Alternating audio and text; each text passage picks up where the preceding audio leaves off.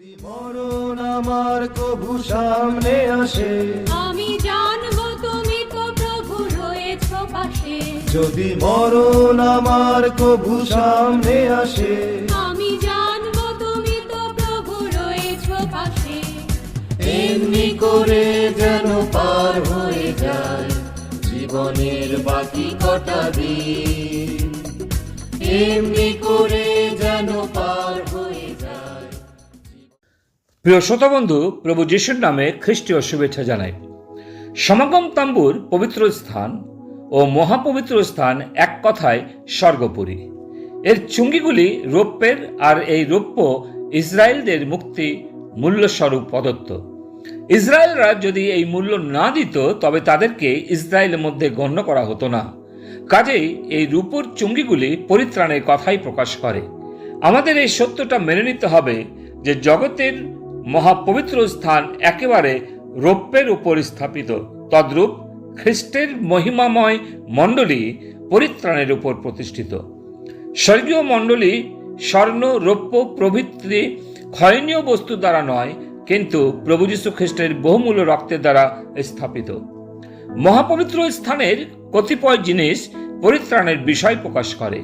করুণার সিংহাসনের উপর রক্ত, তিরস্করণীর লাল বস্তু, আবাসতাম্বুর পর্দাতে লাল বস্তু মুক্তির প্রতীক। গৌরবময় খ্রিস্টের মণ্ডলী অনেক নামে পরিচিত, যেমন পবিত্র মণ্ডলী, বধূ, খ্রিস্টের দেহ, কিন্তু সবচেয়ে মধুর ও স্পষ্ট নাম হচ্ছে মুক্তিপ্রাপ্ত মণ্ডলী। দ্বিতীয়ত, মহাপবিত্র স্থানে প্রবেশের দুটি পথ। একটি স্বাভাবিক, প্রায়শ্চিত্তের দিনে যাজক প্রবেশ করতেন, বছরে একবার তিরস্করণীর এক পাশে সরিয়ে প্রবেশ করতেন। অপরটি ছিল অলৌকিক। যখন যীশুখ্রিস্টের মৃত্যু হলো ক্রুশের ওপর, তখন ঈশ্বর নিজের হাতে উপর থেকে নিচ পর্যন্ত তিরস্করণীর পর্দা ছেড়ে দিয়েছিলেন। মথিতা 27 অধ্যায় 51 পদে। আর দেখো, মন্দিরের তিরস্করণীর উপর হইতে নিচ পর্যন্ত চিরিয়া 2 খান হইল, ভূমিকম্প হইল ও শৈল সকল বিদীর্ণ হইল।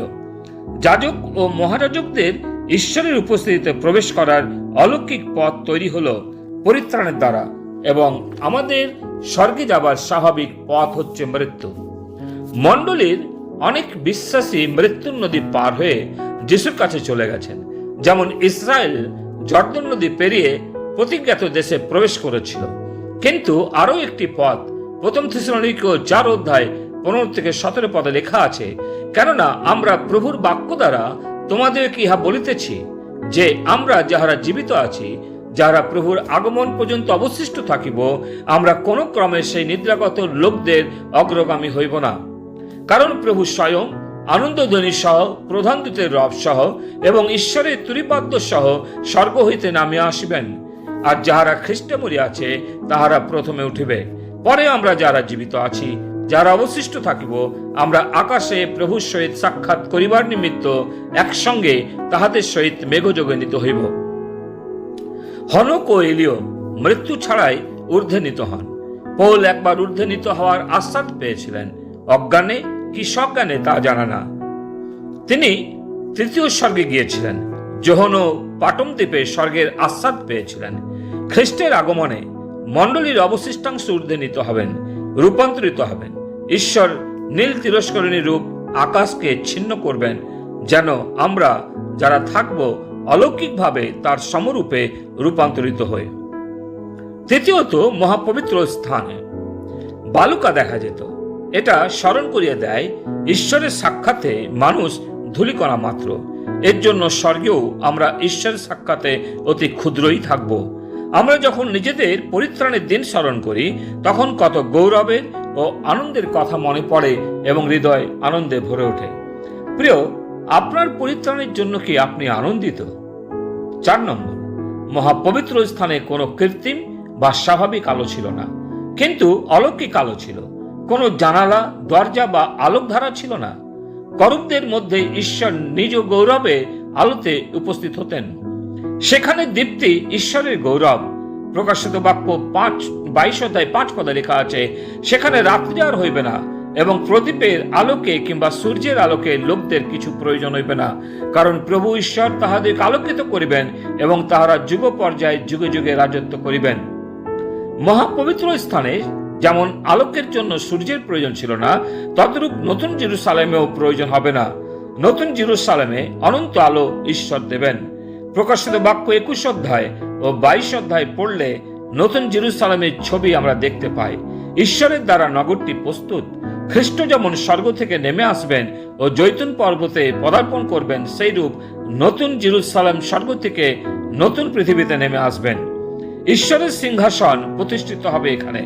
এই নগর অব্রাহাম খুঁজেছিলেন, যে নগরের সৃষ্টিকর্তা ও প্রতিষ্ঠাতা স্বয়ং ঈশ্বর। এই নগরও 3 ভাগে বিভক্ত: বাহির প্রাঙ্গণ, পবিত্র স্থান ও মহাপবিত্র স্থান। মুক্তিপ্রাপ্ত বিশ্বাসী, গৌরবমণ্ডিত সাধুজন ও সাক্ষ্যময় প্রেরিতেরা। তার উপরে ঈশ্বরের ও মেষশাবকের সিংহাসন। নতুন জেরুসালেম ঈশ্বর স্বয়ং নির্মাণকর্তা। খ্রিস্ট যিশু এই বিশেষ জায়গায় গেছেন আমাদের জন্য স্থান প্রস্তুত করতে। তার কার্য সিদ্ধ এবং তার কার্যে কোনো ভুল নেই। এই অনন্ত আবাসের জন্য ঈশ্বরকে ধন্যবাদ দিই এবং আসুন আমরা প্রস্তুতি নেই, যেন প্রভু যখন আসবেন তার সাথে আমরা রূপান্তরিত হয়ে এক সুন্দর এক স্বর্গে প্রবেশ করতে পারি। প্রভু তিনি তার বাক্যে আমাদের প্রত্যেককে আশীর্বাদ করুন।